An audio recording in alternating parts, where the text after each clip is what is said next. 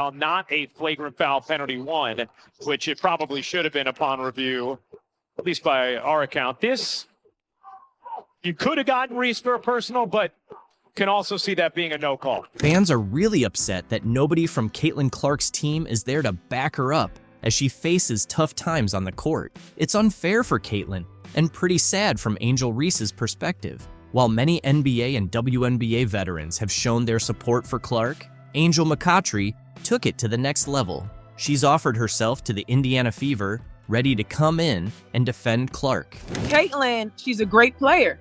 I'm a fan of her. You know, I think, are girls jealous? I don't know. She got $28 million from Nike. She's getting a $28 million deal from Nike, which is huge considering that half of the WNBA players won't even make $1 million in their entire careers. A retired 5-time WNBA All-Star has stepped up, offering to be Caitlin Clark's bodyguard as she keeps getting targeted by other players. Angel McCoughtry, now 37, weighed in on the recent buzz surrounding Caitlin Clark after Chennedy Carter's cheap shot on Saturday. Clark's fans are hoping for someone to step in and protect the Indiana Fever star since her current teammates aren't doing much. Speaking with TMZ Sports, McCoughtry said she's willing to come out of retirement to be Clark's bodyguard if the Fever needs one. She's got more than just a tough attitude on the court. The 2-time WNBA scoring champion, drafted first overall in 2009, sounds ready for a fight. Lead. McCoughtry skying in, able to finish in the foul. Take care of your players, all of y'all, McCoughtry said. Take care of your players, all of y'all. I mean, I don't care who it is. McCoughtry said it boldly, showing her willingness to join the Indiana Fever to defend and support Caitlin Clark.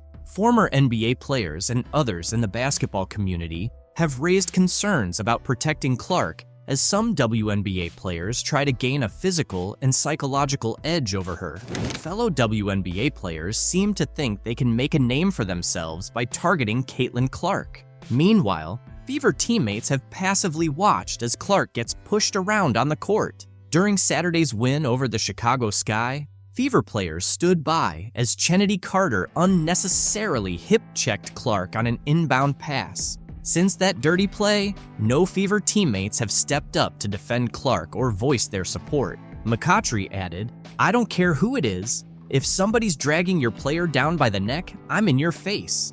What the hell are you doing? Hey, we could go have lunch later, but right now, we're competing. Don't grab my player like that." I'm gonna step up for you. Somebody get my teammate face. Here I am. Why is that happening, Angel? After receiving a lot of criticism from fans and veterans like McCoughtry, Indiana Fever players have shown their intent to fiercely defend rookie sensation Caitlin Clark. They've been facing a whirlwind of opinions accusing them of not safeguarding their star player. The #1 pick in the recent WNBA draft has endured a lot of physical play, sparking debates over her teammates' protective efforts. Kelsey Mitchell, one of the team's leaders, addressed these criticisms head-on after a recent practice, stating, "At the end of the day, not only is she human, but she's a 22-year-old kid. There are certain things she's going to experience over time," Mitchell said. She deserves to give herself some grace, and I think a lot of people around this world should too. And I think that at the end of the day, not only is she human, she's a 22-year-old kid. It's our job as a team to make sure she's covered from a standpoint of feeling mentally and physically safe. Obviously, we want her to feel at home all the time, stressed Mitchell. She's going to transition. There's going to be things that she's just going to experience that comes with time. And I think that the world should give her some grace. I really do. And I think that's our job as a team to make sure that she's covered from the standpoint of feeling mentally and physically safe, obviously. But psychologically, we want her to, at the end of the day, she got to go home and sleep. So that's our deal. We want her to feel at home all the time. The backlash intensified after a controversial incident involving Chicago Sky's Chennedy Carter during a heated game. Carter shoved Clark to the ground, and the Fever players were criticized for their slow response and lack of confrontation towards Carter's antics. Angel Reese and other Sky members even applauded the cheap shot, highlighting the contrasting reactions between the two teams. This behavior has alarmed many, including politicians. Indiana Representative Jim Banks is demanding answers from the WNBA, to ensure Clark is protected from such incidents. Banks sent a letter to Kathy Engelbert, the WNBA commissioner, seeking details on the league's plans to safeguard Clark. In his letter, Banks praised the increased fan interest in women's basketball that Clark has generated before referencing Carter's seemingly unprovoked foul. He also mentioned that the foul was visibly cheered on by Carter's teammate Angel Reese. While acknowledging the state's familiarity with tough basketball, Banks described the incident as a cheap shot that could have resulted in an injury and should not be tolerated. He criticized the lack of punishment for Carter beyond a retroactive upgrade to a flagrant foul and some unrelated fines for missing media appearances. To Banks, this indicates that the WNBA isn't holding hostile players accountable or enforcing their own rules of sportsmanship. Banks posed several questions to the commissioner, including what steps the WNBA is taking to curb excessive physical targeting of specific players, whether individual organizations will be held responsible for allowing players with histories of violence to target their competitors, and if repeatedly diminishing fellow players' talents benefits the league's overall success. He also asked if it is inspiring to young female athletes to see players like Caitlin Clark physically targeted for their success. There's no question that many WNBA players have struggled to hide their resentment towards Clark for the attention and money she generates through endorsement deals. The WNBA's only hope of achieving lasting relevance in the broader sports landscape is by creating and sustaining stars. Clark is essentially the first star of this magnitude the league has had in years, if not ever. It is not in the league's best interest to allow other players to target her, especially if that targeting leads to injury. Banks' questions are crucial, and the WNBA's answers may be even more so. What an incredible talent she is, 2 Final Fours, leading scorer, history of college basketball. So I look forward to watching her ongoing development in the league. But the response to this letter from the WNBA commissioner is epic. Speaking at his usual press conference ahead of the NBA Finals on Thursday, League Commissioner Adam Silver addressed the flagrant foul by Chicago Sky guard Chennedy Carter on Indiana Fever player Caitlin Clark last weekend. He called it a welcome to the league moment, adding that it's nothing new in basketball. It's nothing new in basketball that there's sort of welcome to the league moments. Carter's off-ball foul against Caitlin Clark on Saturday has sparked an outcry from critics, who argue that Carter appeared to go out of her way to throw her hip and shoulder into Clark, who had her back turned and fell to the ground after the foul. Silver addressed a wide range of topics, including Clark's rising stardom in the league, the future of the WNBA, and an upcoming media rights deal. Of course, I want to see Caitlin Clark treated fairly and appropriately in the league, Silver told reporters. I would say it seems like she can take care of herself. She's a tough player. Of course, I want to see Caitlin treated fairly and appropriately in the league. I would say it seems like she can take care of herself. She's a tough player. Following the foul on Saturday, Clark told reporters she was doing her best not to let it get to her. I think at this point, I know I'm going to take a couple of hard shots a game, and that's what it is. I'm trying not to let it bother me and just stay in the game and focus on what's important, because usually it's the second person that gets caught if you retaliate. Silver called the passionate interest in Clark, as well as her rivalry with Chicago star player Angel Reese, very healthy for women's basketball and the league. I think ultimately this is very healthy for women's basketball in the WNBA. It's generating a lot of extra interest, Silver said. To be fair to the other players and Commissioner Kathy Engelbert, this didn't just start this year. He noted that while the WNBA has had several star players in recent years, Clark has significantly increased interest in the league. It's generating tremendous additional interest. In fairness to the other players and in fairness to Commissioner Engelbert, this didn't just start this year. Certainly, we're seeing an acceleration of it with Caitlin, but many individual stars who came in this league in the last several years, and then again, I've been with the league for a long time, so I was there the early days with Val Ackerman, and of course David Stern, when we developed the WNBA. If you look back at our original business plan from 28 years ago, "We didn't anticipate it would take this long to achieve the level of popularity we're seeing now," Silver said.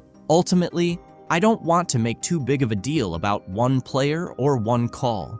However, the growing rivalries in professional basketball, both between teams and individual players, can be beneficial for the sport," he continued. If you went back and looked at our original business plan from 28 years ago, we didn't think it would be such a long timeline to kind of break into the sort of popularity we're seeing now.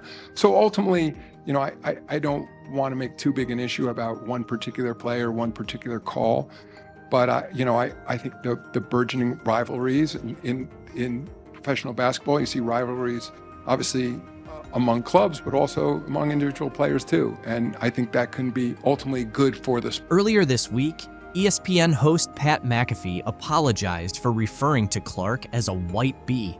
"I utilized the words white bee to describe Caitlin Clark as being the superstar. Those were not my intentions, but that's how you took it. That's on me. I do apologize." During a segment discussing whether race has influenced the WNBA rookie's rapid rise, Silver said he accepted McAfee's apology and considered it a misstep. Regardless of the commissioner's views, Caitlin's growing fan base and her exciting yet kind style of play are what's truly genuine, Silver said. "This is what basketball fans want. Women's basketball enthusiasts are now Caitlin's fans because she's brought the sport to a place where everyone is talking about it. There are unlucky moments in the NBA, and then there are even worse ones, like missing a game-winning shot by just an inch or celebrating a bit too early.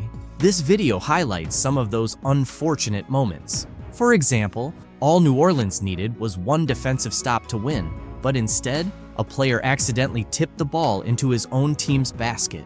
Incredible. That might be one of the most unbelievable things I've seen. Goran Dragic was on defense when the ball took an unfortunate bounce. Step forward. Oh my goodness. Oh my goodness. This fan decided to propose to his girlfriend in front of thousands of people, but things didn't go as planned. First, she tried to lean in and tell him it wasn't the right time.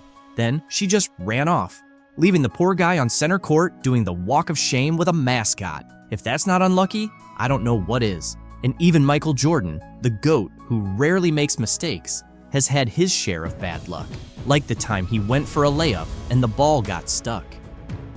Oh, look at this. In this play, not only does Steven Adams get scored on by the player he was guarding, but the ball also ended up in the most unfortunate spot after going in. Luckily, it didn't cost him the game, because with just 1 second left and the Heat down by 3, Bam Adebayo got the ball and tossed up a prayer. There's the miss. Adebayo, holy cow! That ball was just inches away from being the luckiest shot ever, but Glenn Davis was inches away from seriously hurting someone. He chased after a loose ball and ended up crashing into some fans. Imagine paying a ton of money for those seats, only to get flattened by a 300-pound player. Now, that's unlucky, but some fans have it even worse. Like this girl who bought courtside seats only to find herself sitting behind the tallest guy in the league, 7'6" Taco Fall. Seriously, either get her a booster seat or give her a refund. This is ridiculous. And speaking of ridiculous, James Harden once made a dunk that the refs didn't even count. Oh, he missed it!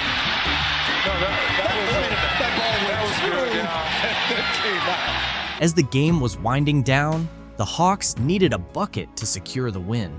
But when Trae Young went to score, the ball got stuck on the rim. His teammates couldn't believe it. And speaking of disbelief, you won't believe what a referee did to Steph Curry. It was a perfect pass if the target was his face. Then there's Kemba Walker, who pulled up from 3 and started celebrating a bit too early. Honestly, I would have been dancing too. It looked like it was going in, and I could have sworn Baron Davis won the game for the Hornets with a buzzer-beating 3, but the refs ended up calling it off. Davis at the buzzer. No, yes, no, it's waved off. Bernie Fryer says no, it will not count. That ref must have been watching a completely different game because that shot should have counted. And speaking of shots that should have counted for something, this next one really should have. A fan had the chance to win 6 months of rent paid, and then this happened. 3, 2, 1. Oh, man. I guess he's stuck paying that mortgage because this guy was left scratching his head after his free throw touched every part of the rim and somehow didn't go in. What more can you do?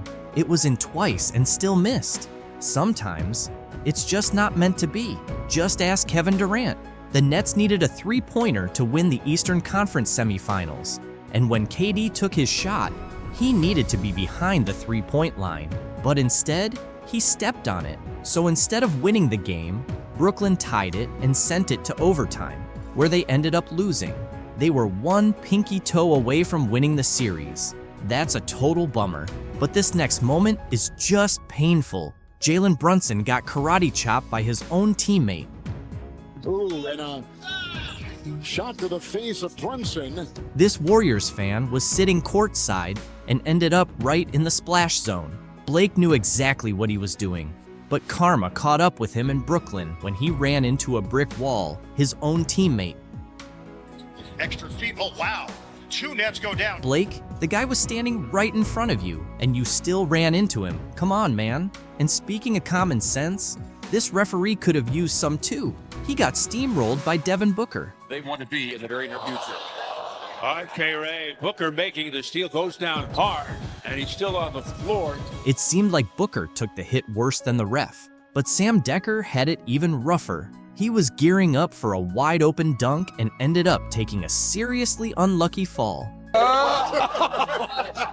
Was measuring his steps and everything, man. Yeah, there we go. But the ball hit him in the face twice. No, once. Just once. Anthony Davis got caught slipping as well when he almost got injured by a mop. AD, look out below. Finger roll. He was almost off balance when he left. Yeah, and he slipped on the mop down there. Things aren't looking good.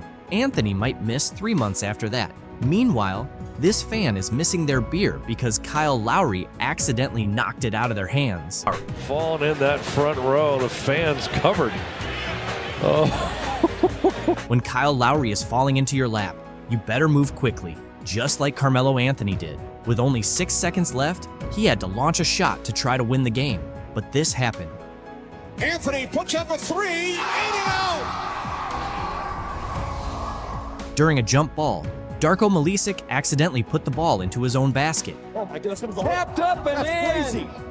After the jump ball with Darko Milicic. The man was shocked, and so was Ken Bazemore. Even though he blocked Kyle Lowry's shot, the ball still went in. Picked by Lowry. Drops it. Piling up the blocks. Here's Baze flying through the air, ends it, and then it goes up And right in the basket. In this play, Jeremy Sochan should have been defending his face because he took a bullet pass from Russell Westbrook straight to the dome. Lonnie was thinking about going a little back door that time for the jam. In this game, Kobe took a shot that seemed destined to go in. He had the ball halfway down the basket, but it somehow popped out. It's like the basket's cursed or something. But this next moment is so unlucky, it should be in the Hall of Shame. A Sixers fan was chosen to shoot a half-court shot for a prize. And while in the past, some people have won TVs, brand new cars, or even $1 million, look at what this guy ended up winning. If you make a half-court shot, everyone in here gets a Chick-fil-A biscuit. This is for everybody! 5, 4, 3, 2, oh! This guy just made one of the toughest shots ever and ended up with a $3 biscuit. I really hope it came with butter because that's rough. But let's move on to the final unlucky moment. During warm-ups, Kevin Durant was messing around and punched a ball into the air. When it came down, it landed in the unluckiest spot. And it landed on somebody. You just see a bunch of people go surround the guy. And I saw an old man with a veteran's hat on. I'm like, oh, this ain't good. It hit his glasses. It cut the man. Kevin ran to the stands, profusely apologized, left. His security guy came back and apologized and invited the man to come back to the locker room. And when the guy talked to Kevin, he said, look, you better win the game now after doing that. And Angel Reese knows a ring is coming. The trolls are acting without class and are trending on Twitter after LSU star Angel Reese taunted Caitlin Clark with John Cena's "You Can't See Me" gesture after their win. Not just fans, but also sports commentator Keith Olbermann criticized Reese with a harsh tweet, calling her an I-word and warning her about the backlash that comes with messing with a new star who attracts thousands of new fans to basketball. It all began with these two basketball players, Reese from LSU and Clark from Iowa, becoming household names for sports fans with their record-breaking performances in the March Madness tournament. The NCAA's most valuable players seemed to have a tense relationship, with Reese alleging that Clark had disrespected several of her friends and teammates throughout the tournament. Here's a breakdown of the two stars and their rivalry. Reese and Clark faced off in the championship game, where Reese's LSU Tigers ultimately triumphed with a 102-85 win. In the game's final moments, viewers saw Reese respond to Clark's taunts, which drew significant online criticism. Reese mimicked Cena's "You Can't See Me" gesture and pointed to her ring finger, signaling their championship victory, all while staring Clark down. During their post-game press conferences, both players addressed the situation. Clark, displaying her sportsmanship, responded to questions about Reese's taunts by saying, "Honestly, I have no idea. I was just trying to get to the handshake line, shake hands, and express gratitude that my team was in that position." She emphasized the importance of holding one's head high and being proud of their achievements. This is how a star beloved by fans reacts. On the other hand, Angel Reese had a different take. In her post-game interview, Reese acknowledged Clark as a hell of a player, but noted that Clark had disrespected her teammate Alexis Morris during the title game. Reese made it clear that she doesn't take disrespect lightly. Since their post-game interviews, both Reese and Clark have addressed the discussions surrounding their taunts. Speaking with ESPN, Clark defended Reese, saying, "I don't think Angel should be criticized at all. No matter which way it goes, she should never be criticized for what she did." Clark further demonstrated her class, stating, "I think everybody knew there was going to be a little trash talk throughout the entire tournament. It's not just me and Angel." Despite her tearful post-game interview, Clark spoke to ESPN, acknowledging that the LSU Tigers rightfully earned their NCAA championship over her team. LSU deserved it. They played so well, and like I said, I'm a big fan of hers, Clark said of Reese. Clark's behavior off the court is truly exemplary. She always takes the time to appreciate other players, even though she rarely gets the same recognition in return. ESPN reported that Dr. Jill Biden was thinking about inviting both teams from the title game to the White House. This would be the first time the runner-ups were included in the celebratory visit. "So, I know we'll have the champions come to the White House. We always do," Jill said, according to CNN. "We hope LSU will come, but you know, I'm going to tell Joe I think Iowa should come too because they played such a good game." Reese shared the link to ESPN's story and added a joke with 3 laughing emojis saying, "Can you see the jealousy and the hate?" Really need to recognize what's going on, the success of the league, and when it comes to Caitlin Clark, they need to quit being quote-unquote petty and hating on Caitlin. And they just can't do it. Angel Reese just can't do it. The First Lady eventually decided against inviting both teams, but the damage had already been done, according to Reese and the LSU Tigers. Stuff like that bothers me because, at the end of the day, you're a woman and you're supposed to be standing behind us, Reese said on the I Am Athlete podcast. It's hard to see things like that and not comment back on it. Reese continued, "I'm not going to lie to you. I don't accept the apology. You can't take back certain things you say. You felt like they should have come because of sportsmanship, right? They can have that spotlight. We'll go to the Obamas. I'm going to see Michelle. I'm going to see Barack." Reese's comments sparked reactions from Caitlin's fans, who roasted Reese as a result. After the Chicago Sky beat the New York Liberty 90-81 on Thursday night, Reese, A former LSU star appeared to take a dig at Caitlin Clark in a now-deleted tweet. Reese has been crucial to the Chicago Sky's success, contributing an impressive 35 points in 2 of the first 3 victories of the season. Following their latest win, Reese tweeted, "And that's on getting a win in a packed area, not just because of one player on our charter flight," which many speculated was aimed at Clark, the standout rookie for the Fever. Clark's transition to the professional level has undeniably contributed to the growth of the WNBA, bringing in charter flights for the league. Several basketball fans did not take kindly to Reese's comment. One fan mocked her college GPA, saying, "That 1.8 GPA showing LOL," while another said,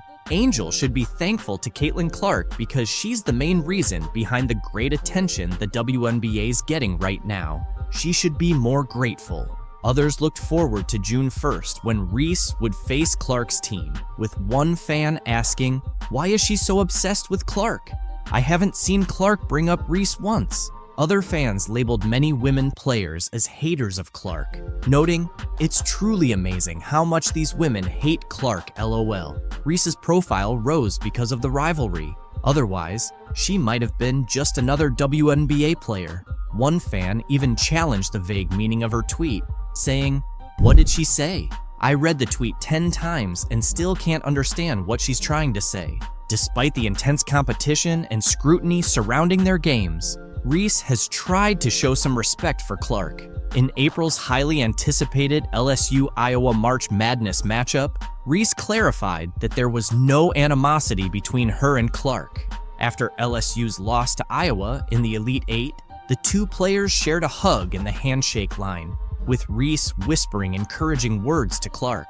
Reese revealed that Clark told her to continue being a great player, and Reese reciprocated by encouraging Clark to keep elevating the game and win it. This moment highlighted the respect and admiration they have for each other as athletes, despite their fierce competition on the court.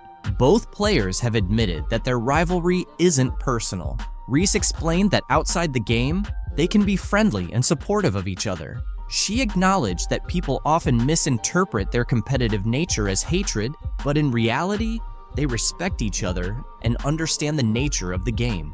However, recent events paint a different picture. Reese recorded an impressive stat line with 17 points and 20 rebounds in 36 minutes before fouling out with under 2 minutes left in the 4th quarter. On the other hand, Clark delivered a stellar performance, finishing with 41 points, including 9 3-pointers, 12 assists, 7 rebounds, 2 steals, and 1 block, leading Iowa to the Final Four. It is still a team game, and but I'm rooting for Caitlin because I've been in that seat before. I've walked that road before. I hope she kills. LeBron James has chosen to focus on the positive impact Caitlin Clark is having on the WNBA in her rookie season, despite the early struggles and criticism faced by players like Angel Reese. James praised Clark for boosting interest and viewership in women's basketball, highlighting her significant contributions to the sport's growth. Today, anytime the head is hit, they usually call it, and she gets her really hard there. Any contact above the shoulders. Angel Reese hit Caitlin Clark right on the head and ended up getting benched for it. To be honest, this situation isn't as glamorous or joyful for Clark as it might seem. The physical demands and the pressure of expectations, both on and off the court, have been tough. Adding to that, the stress from social media and various conspiracies has made things even harder. Clark talked about how challenging it all has been. Younger than that at times, and I'm trying to navigate moving to a new city by myself. I'm trying to navigate, playing in a new league on top of everything else that has come with it. And in the midst of all the chaos, Caitlin Clark is trying to stay calm. It's definitely not easy or delightful. The world keeps pulling her into the whirlwind. Over just a few years in the spotlight, Clark's story has evolved from a fun narrative about a record-breaking college basketball scorer who brought new attention to women's basketball, to discussions about race, sexuality, fame, money, and opportunity. Then, it shifted back to concerns about her turnover numbers early in her first WNBA season. Clark highlighted the importance of focusing on mental health, and emphasized that seeking help is crucial. "I can achieve everything in my life," she said. "I'm not afraid to ask for help and to tell people, you know, today is just not my day, and that's okay. Not every day has to be perfect." I think it's something that a lot of people in our country struggle with, especially young individuals. And, I think the biggest thing is don't be afraid to ask for help. The concern isn't just about Clark herself. Tennis star Serena Williams recently praised Caitlin Clark for handling early success well despite social media negativity. Speaking to the New York Post at the Tribeca Festival about her docuseries In the Arena, Serena was asked about Caitlin. Serena responded, "I just love that she tries to stay grounded." She mentioned that Caitlin avoids looking at her social media. Sharing some advice with Caitlin, Serena said, "If people are negative, it's because they can't do what you do, basically, and hopefully she'll continue to do what she's doing." Relating to Clark's tough early career days, Serena Williams shared her own experiences with similar negativity as a young tennis star. "I was bullied," Serena said. "Things I went through would get people canceled now." Earlier this year, Serena expressed interest in owning a WNBA team while talking to CNN. "I would definitely be super interested with the right market," she reiterated. "We just need the right catalyst and people. And I think that's happening over the past 2 years. Women's sports are finally having their moment." Big stars like Serena recognize Caitlin Clark's unprecedented rise to fame. She's one of the most popular athletes on the planet, and she hasn't even played her first WNBA game. In her first 14 games, Clark is on track to win Rookie of the Year, averaging 15.6 points on 36.7% shooting, 32.2% from three, 4.9 rebounds, and 6 assists. However, she's also facing intense physicality and committing a league-high 5.5 turnovers per game. Amid all the attention, fans are concerned about her mental health and well-being. Being famous has its perks, but at just 22 years old, there's worry about whether Clark can handle the long-term pressure. In ESPN's Full Court Press series, Clark admitted she sometimes wishes she were normal because all the attention and press can be draining.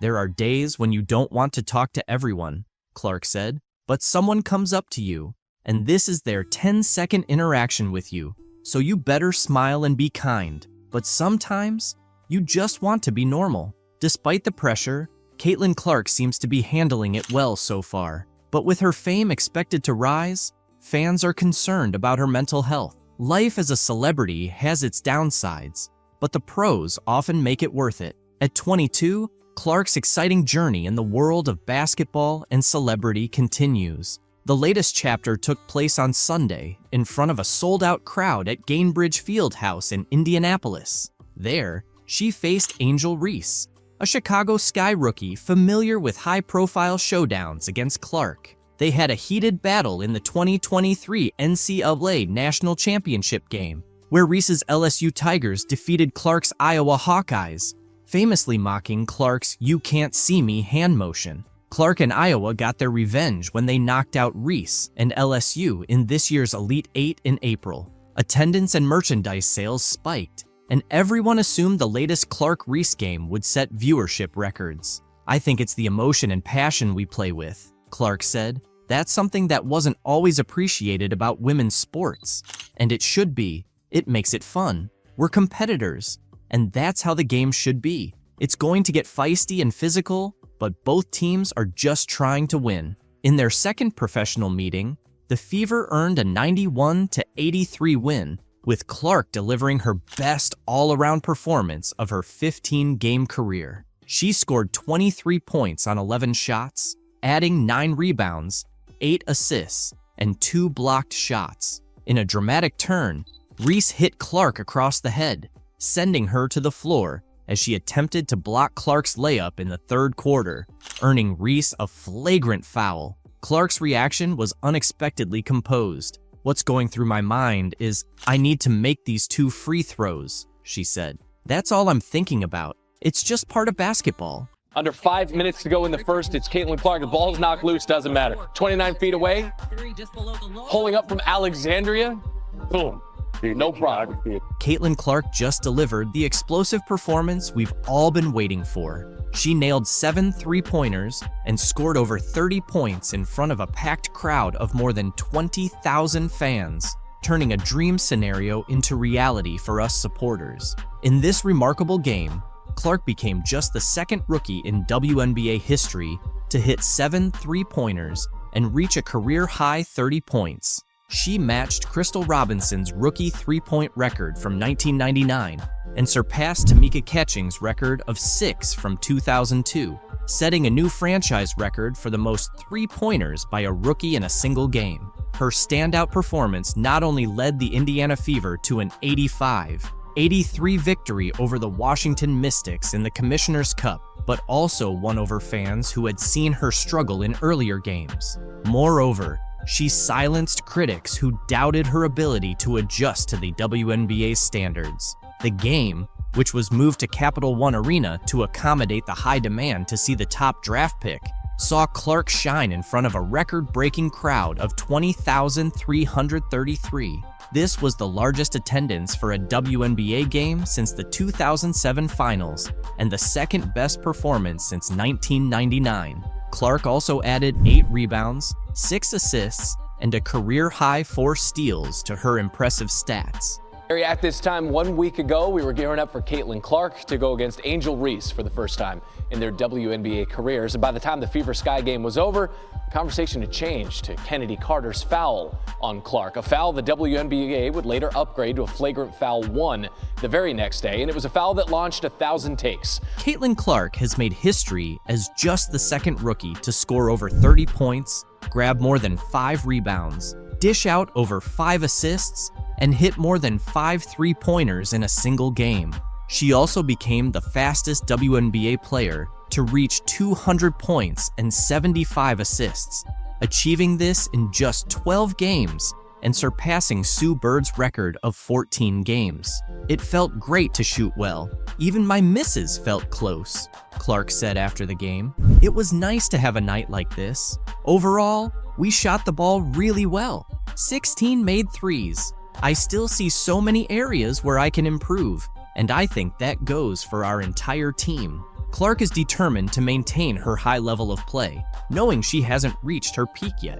Her standout performance also led the Fever to deliver the Mystics their 11th consecutive loss, marking the worst start in the franchise's history. Kelsey Mitchell, Clark's backcourt partner, added 16 points, 4 assists, and 3 steals. Both Aaliyah Boston and Nalissa Smith contributed 10 points each. The team secured their second Commissioner's Cup win, moving to a 2-1 record in the competition. However, despite her impressive performance, Clark is still dealing with some rookie challenges, including leading the league in turnovers. She had 8 more turnovers in this game, bringing her season total to 67. Interestingly, she matched her career high of 30 points from May 28th against the Los Angeles Sparks. Along with her 6 assists, 8 rebounds, and 4 steals, she made 7 of 13 three-point attempts, tying a WNBA rookie record,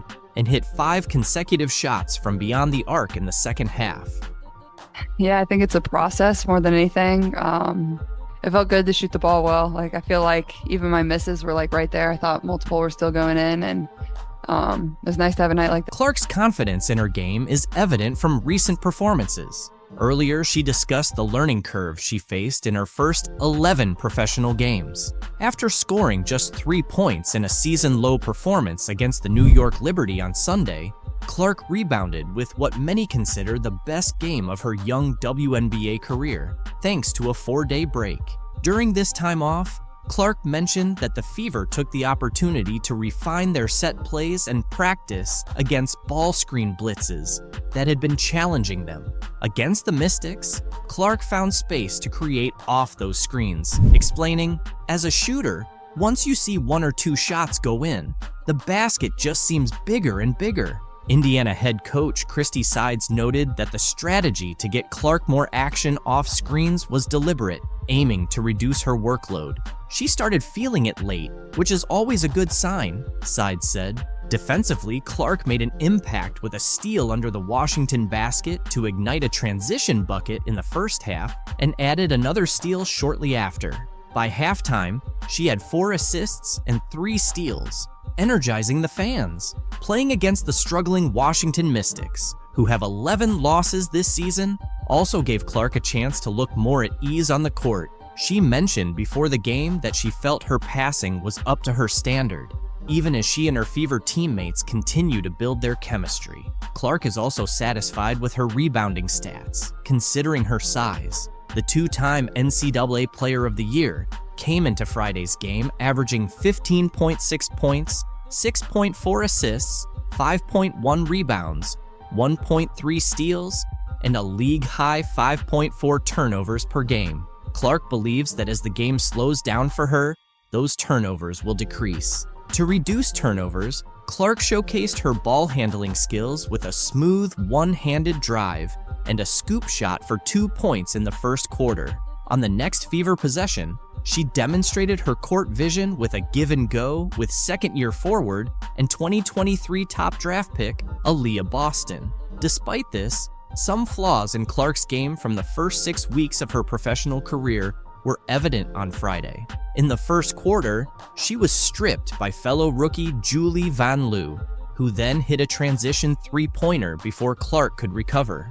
Clark responded with a step-back three-pointer near the Mystics logo. With the Fever starting 3s in 9, Clark is gaining a clearer understanding of how much experience counts in the WNBA. She offered some realistic insights into her situation, noting, if you're the #1 pick, you're probably going to a team that didn't have the best year before. It can be tough at times. One of the positives from the first 11 games has been the team's energy, which Clark says has remained consistent since their first game. Recently, Clark has been more in the media spotlight, particularly after taking hard fouls from the Chicago Sky's Chennedy Carter, which the league later upgraded to a flagrant foul. Clark addressed the controversy before Friday's game and stated she wasn't seeking an apology from Carter. While Carter faced criticism from fans upon the Sky's arrival in DC, Clark's performance highlighted her resilience and ability to rise above the situation. And she's having a tremendous season. She's played great basketball in my eyes, probably in first place for 6th Player of the Year. And, it's just basketball at the end of the day. There's no grudges. There's nothing like that. It's a sport. It's competitive. It's not going to be nice all the time. That's not what basketball is. And I think people that play that at the highest level understand that. Clark acknowledged that she was fully aware of the physical challenges she would face in the WNBA. Maybe some people didn't understand the circumstances, she said. Clark continued, "You're starting a new chapter and a new phase of your career as a professional athlete. It's not going to click overnight. That's just not how it works." Clark has been emphasizing this since the beginning of her WNBA career, but both she and her fans are well aware of her exceptional talent and quick learning abilities. She plays in front of sold-out crowds in large arenas, and the excitement only seems to grow with each game. While Angel Reese might not see it now, it's Caitlin Clark who has made the WNBA the talk of the town, drawing record-breaking crowds and increasing viewership for fans watching from home.